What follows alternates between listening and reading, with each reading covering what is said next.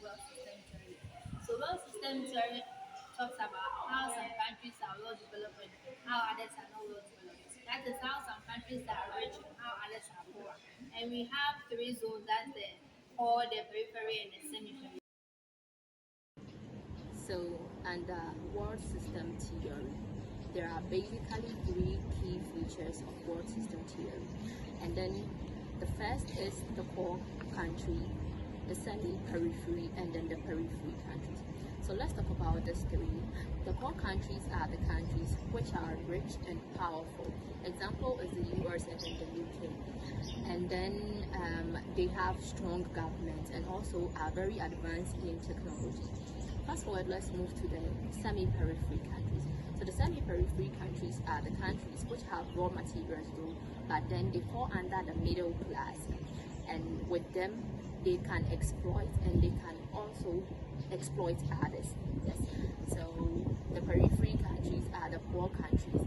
For them, they have the raw materials, they have cheap labors, and then they depend solely on the poor countries for survival. So who came up with it? The main thinker behind this theory was Immanuel Kant, a sociologist who believed that we have to study the whole world system, not just individual countries, to understand inequality. Hi, I'm Esther, and I'm here to tell you how the world system works. As you already know, that the core being the ultimate, where it contains the industrialized countries, and where the semi-periphery, where Ghana lies, and where the periphery, the poor country. This is how it's being worked.